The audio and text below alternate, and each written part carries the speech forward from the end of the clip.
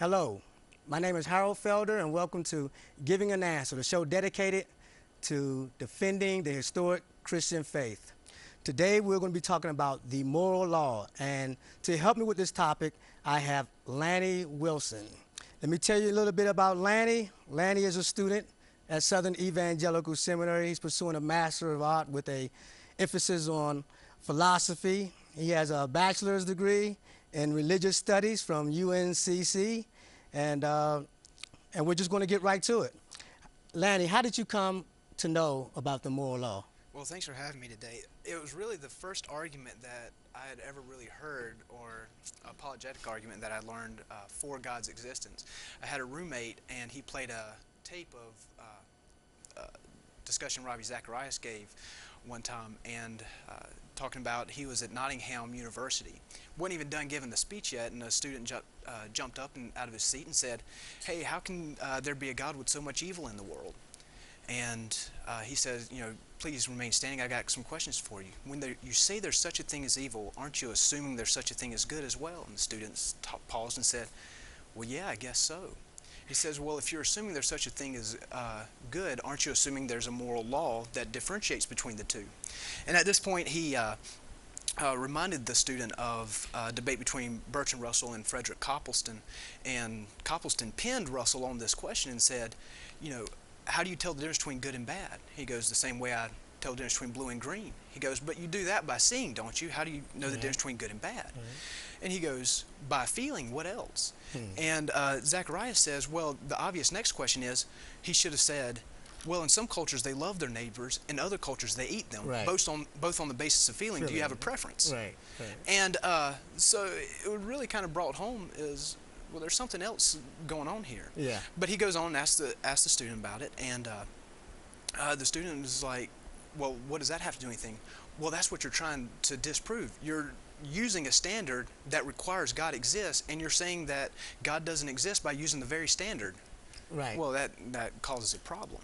And that's how I came to know about it, and it just really kind of clicked. It's like, oh wow, I never really thought of it that way. So anyway, that's how I came about to know the moral argument. Well, for those of us, for those of the audience who aren't familiar with it, exactly what is the moral law? Well, the moral law is that intuitive and transcendent standard of right and wrong that is written on the human heart. It informs us of what we ought to do. It's a prescription, not a description of the way we live. It's basically that standard by which our lives are judged. So. Now, you already mentioned that the moral law is used to prove the existence of God. That's how you first came interested in it. How can the moral law be used to prove the existence of God? Well, I think it's really helpful. There's an illustration given by Dr. Geiser, and he says two statements whenever he does the thing. He says, if there is no God, what Hitler did is just a matter of opinion. Which is kind of an interesting statement. And he also says, it follows up with another one, if at least one thing is wrong, that is torturing babies, murder, rape, whatever, then God exists. Well, this is just really fascinating. Well, how can that be? Well, the moral argument has traditionally been stated a couple different ways, but the most popular way has been all laws require a lawgiver. There is a moral law, therefore there's a moral lawgiver, and that would be God. The way that I kind of like to argue the moral law is actually based off of a version that was given a little bit more recently by William Craig. And he says, if God does not exist, then objective moral laws do not exist. Atheists and theists agree on this point. You have Bertrand Russell. He at one point had written this: ethics arises from the pressures of the community on the individual. Man does not always instinctively feel the desires which are useful to his herd, the herd being anxious and that the individual should act in his interest, has invented various devices for causing the individual interest to be in harmony with that of the herd. One of these is morality. And again, another atheist, Michael Roos, states, morality is a biological adaptation no less than hands and feet and teeth, considered as a rationally justifiable set of claims about an objective something. Ethics is illusory. I appreciate that when somebody says, love thy neighbor as thyself, they think they are referring to something above and beyond themselves.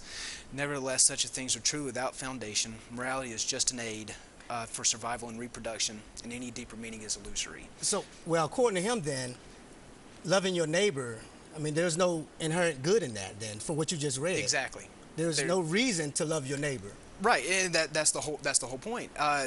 There really is no, on an atheistic scale, there really is no moral difference between Mother Teresa or Adolf Hitler. Right. There is no difference. Right. But it's just a matter of opinion. I like chocolate ice cream, you like vanilla ice cream, or I like broccoli with cheese, and somebody doesn't like Brussels sprouts. I mean, it's just, they're on the same level. But I think you and I see that something's really wrong here. Yeah. There are differences, and that's the whole point. Is that atheists agree that if God doesn't exist, there are no moral laws, and that's why Friedrich Nietzsche knew that the death of God would bring about moral nihilism. And so he came up with the idea of the Overman, or the Superman, as it's commonly called. Who's going to be able to rise above the fact that there are no values anymore. You also have some of the statements by like Richard Dawkins, and this one right here really gets me. Because he says, in a universe of blind physical forces and genetic replication, some people are going to get hurt, other people are going to get lucky, and you won't find any rhyme or reason in it, nor any justice.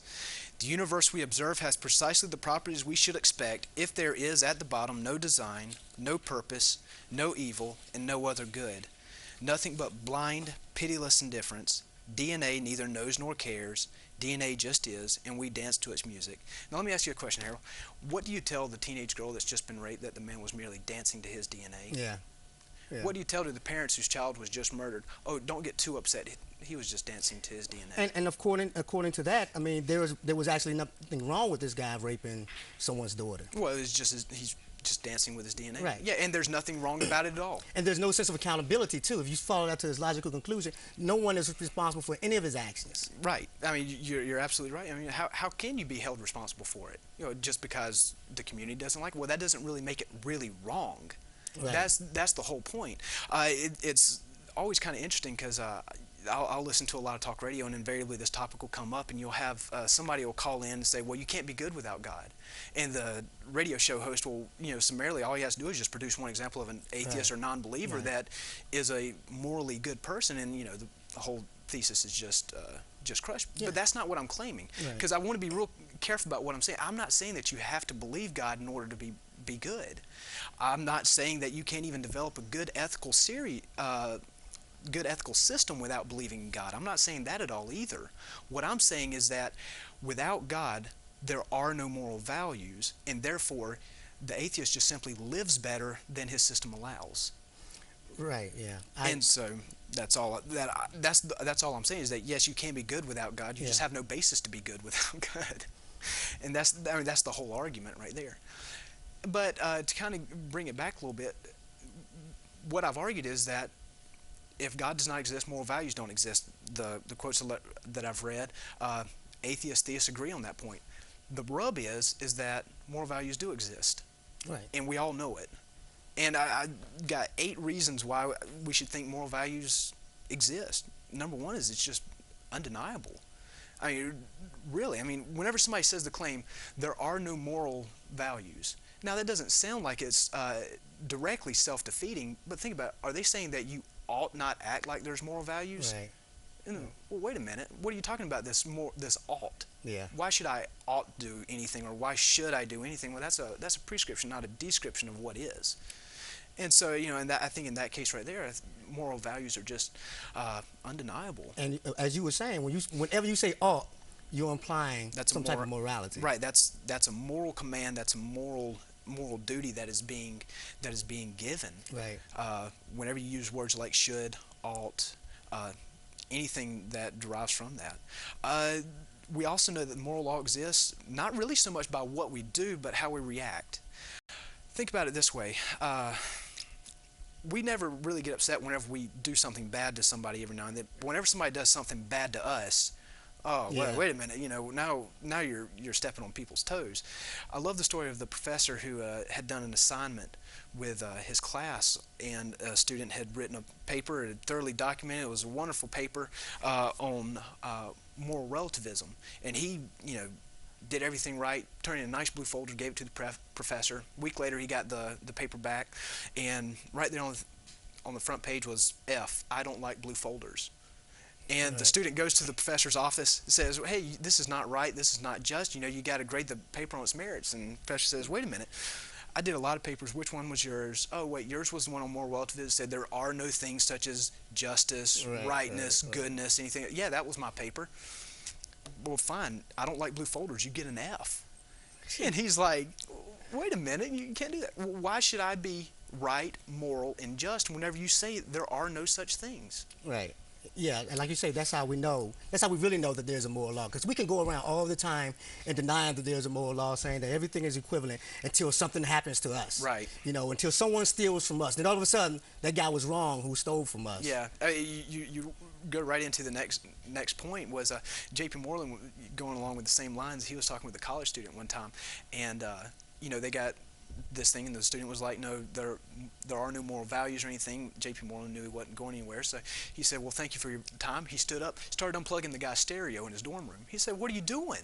He goes, well, you just said there are no moral values, and I really like your stereo, so I'm going to take it. I could really use this. And the student came to realize, like, well, wait a minute, why am I saying that he can't do this? That's a moral judgment. Right. And another example, you were talking about the classroom. I heard of an example in the classroom too, where this professor was, going through the whole semester telling the class about, how there was no such thing as right and wrong, and there was no moral law. And then when it came time for the final, the students decided to get together and, have little groups and take the final. And the professor said, no, you can't do that. That's cheating. They said, what do you mean cheating? There's no such thing as, are you telling us we're wrong? We can't be wrong. You told us there's no such thing as right and wrong.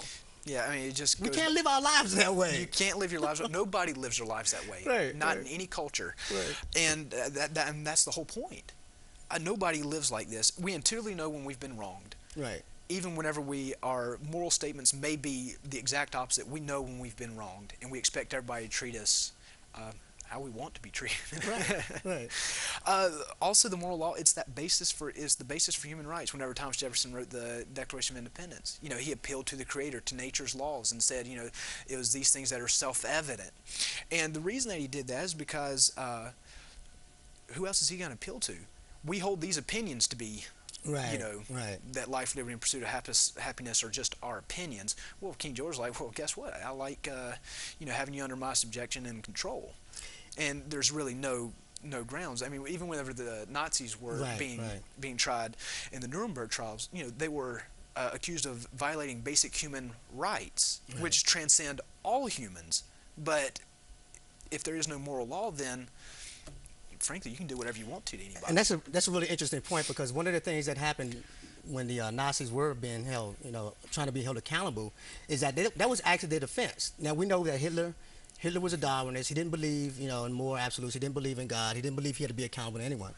So when they had the Nuremberg trials, their defense was, hey, it's our rules. We make up the rules. Basically, society makes up what's right and what's wrong. Right. And this was our society. We decided that, well, killing these people was perfectly fine. Right. But what happened? The UN, the people who were trying them, they didn't appeal to them under their own law. They appealed to a higher standard. Yeah. They said, no, there is a standard above your standard to which you must be held, to which we are going to hold you accountable to. Yeah. And what's even more important is that the standard has to be even higher than what, in this case right here, the UN did. Right, it can't even be their standard, because then they would just be imposing their societal. Exactly. Well, we're all held to this transcendent standard. It rises above everybody. Right. And it's pointless to really deny it, because then you assume that your value to deny it is valuable. Right. And so nobody really gets around it. And you were reading a quote from I forgot who you were reading the quote from, but I have a quote here from Hitler. And, okay. Because we were talking about the whole Darwinist thing, Yeah. And his quote says this. Now, this is what it leads to. If you don't believe in moral absolute, this is the type of stuff it leads to. He says, if nature does not wish the weaker individuals should mate with stronger, she wishes even less that a superior race should intermingle with an inferior one. It is the stronger and the best who must triumph, and that they have the right to endure. He who would live must fight. He who does not wish to fight in this world where permanent struggle is the law of life has no right to exist. Yeah, I love how, and you see this with Darwin, and he's actually being very inconsistent Darwinist.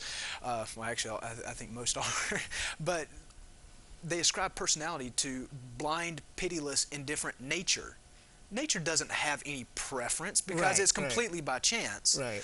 And so, yeah, I mean, it's the whole herd mentality of what he's referring to in this case right here. But I just love how, you know, atheists and Darwinists in particular, they'll ascribe personality to nature, which isn't supposed to have personality. Yeah, they also subscribe intelligence to them because supposedly nature did this so that we could survive and get along with one another. Why does nature? Hold up, you're talking about something as if it's intellect. Yeah, you know that something's actually thinking through this process. Yeah, you know what I mean? But the way they define nature, you can't have that. But that would just be a God substitute. Yeah. Well, so you worship God as well? No, we don't worship God. You know, we don't have any worship or whatever. So, you know, who are you ascribing this intellect and desire to? Well, it makes absolutely no sense in this type of system. Right. Something else I'd say is that the moral law is that unchanging standard of justice. This was really the breaking point for C.S. Lewis, because he said, when he was an atheist, it's like, tell us about C.S. Lewis a little bit, for those who don't know. Okay, C.S. Lewis actually was born into a Christian home, went to atheism, then pantheism, and then eventually Christian theism. So, very popular, influential author, was generally considered the greatest Christian apologist and thinker of the 20th century. I love his stuff. He's got some, words, some things really great. But he goes through saying how when he was an atheist, he justified his atheism by saying this world is unjust. And so, well, there can't be a God because this world is unjust. And then, he started thinking, well, where did I get this idea of what justice is? What would be a just world?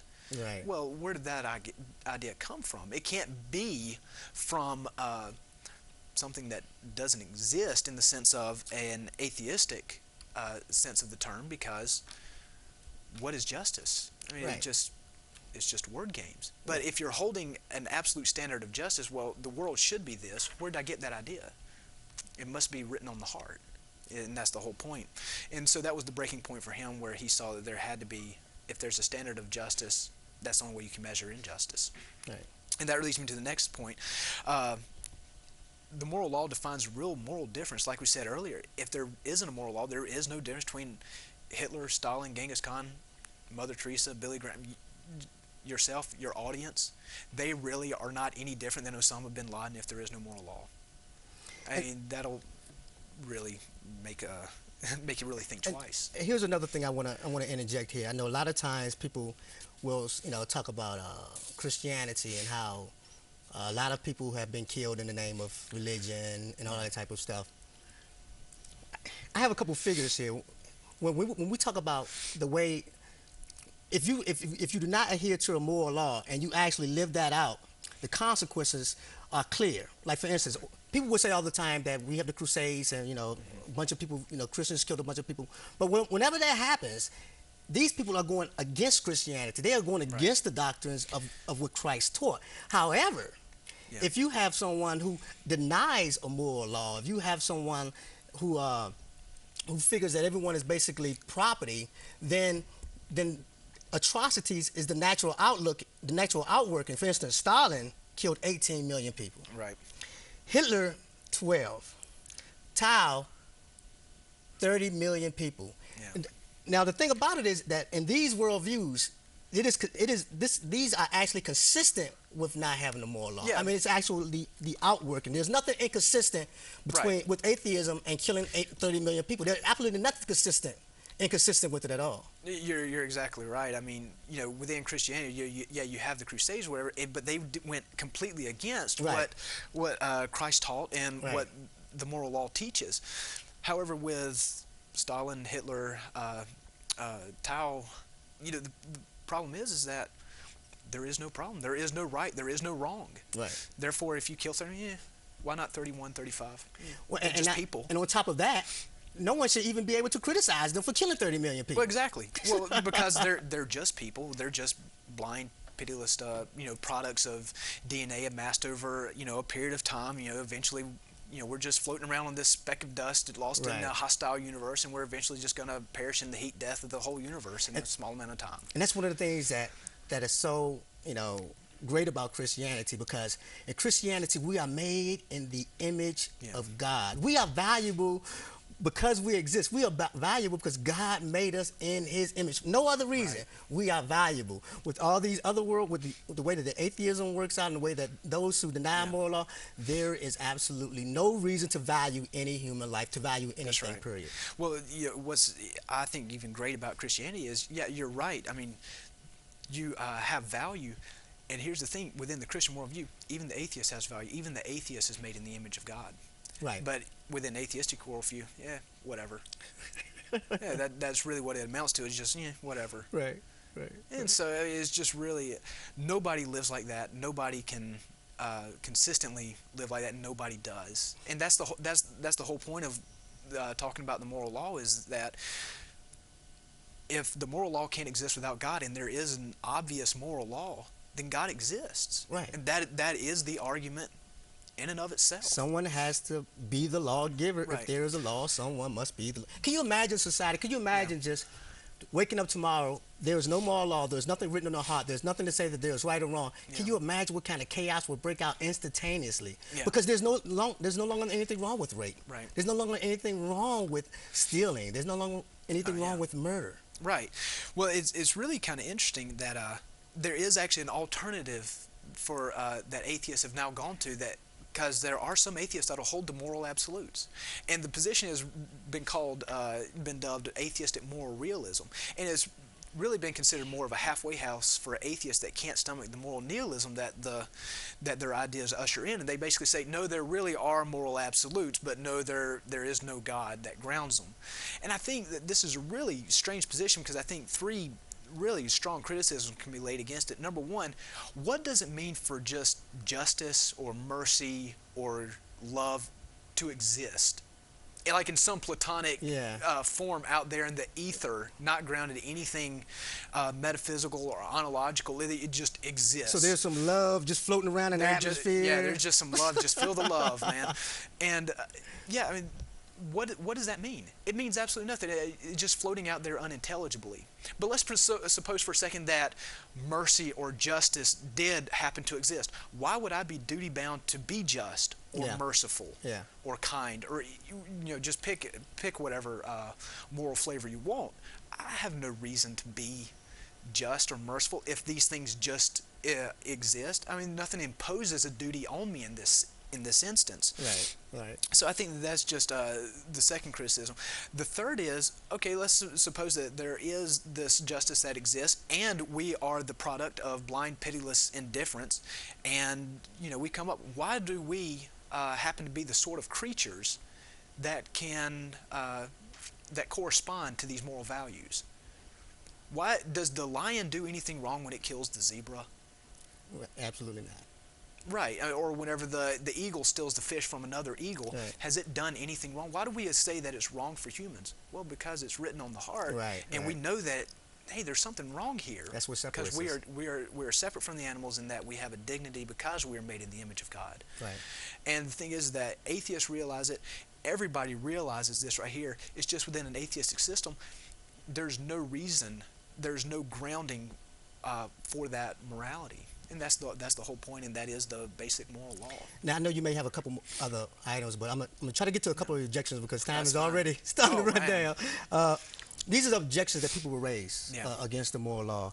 And I imagine that the first one is, and the most important one is that if there is a perfect moral lawgiver, then why is there evil? There should be no evil if there's a perfect moral lawgiver. Yeah, this is by far the most popular criticism and response to the moral law is like, well, yeah, why if God is all good and all powerful, why is there evil at all?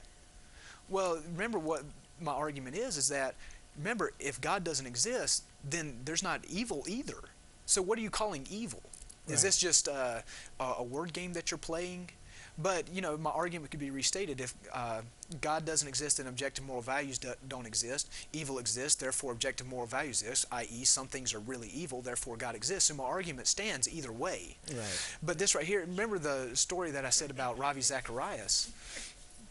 and that was like the very first statement that the student shot up was, how can you say there's a God when there's so much evil in the world? Well, that's room for a whole nother show right there, but it's basically they are not inconsistent simply because you can't even define what is evil without without a moral law.